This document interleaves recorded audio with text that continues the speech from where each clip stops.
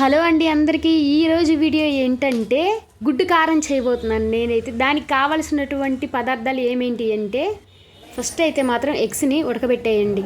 నేనైతే 4 తీసుకున్నా, మీకు కావాలంటే చాలా తీసుకోవచ్చు. దాంట్లోకి ఎండు కొబ్బరి, పల్లీలు, ఉప్పు, చున్నిళ్ళపాయలు, అదేవిధంగా కొంచెం కారం, ఎండు కారం కూడా వేసుకోండి. నేనైతే ఎండు కారంతో పాటు బాగా మంట పుట్టిద్దేమో అని చెప్పేసి అన్నీ వేసినటువంటి కొంచెం సాంబార్ కారం కూడా వేసానండి. మీరు కూడా వేసుకోండి సాంబార్ కారం ఉంటే. దాన్ని మొత్తాన్ని బాగా మిక్సీ పట్టేసేసింది. ఇలా వస్తుందండి మిక్సీ పట్టిన తర్వాత. మరీ మెత్తగా కాకుండా కొంచెం పొడిగా ఉండేలాగా వేసుకోండి, ముద్దగా కాకుండా.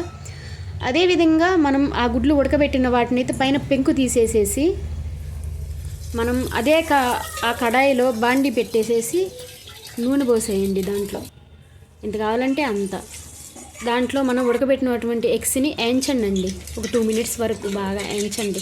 వేయించితే టేస్ట్ బాగుంటుంది గుడ్డు కారానికి అనమాట. అదేవిధంగా ఆ ఎగ్స్ అన్నిటిని ఏగిన వాటిని లేదా ఒక బౌల్లోకి తీసేసుకోండి. తీసేసుకున్న తర్వాత లేదండి ఆయిల్ సరిపోకపోతే కొంచెం వేసుకోండి బాండీలో.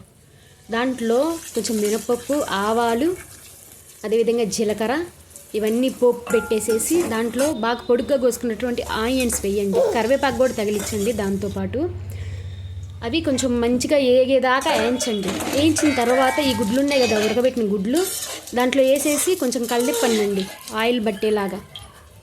ఆ పోపులో మగ్గితే టేస్ట్ బాగుంటుందండి.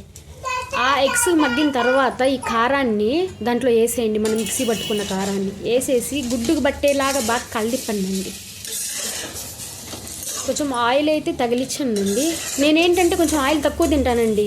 ఫస్ట్ నుంచి అయినా నేను కొంచెం ఆయిల్ తక్కువే. మీరు కావాలంటే బాగా ఎక్స్ట్రా వేసుకొని బాగా లేదా దాంట్లో మగ్గనివ్వండి ఆయిల్లో కారాన్ని, గుడ్డు కారాన్ని.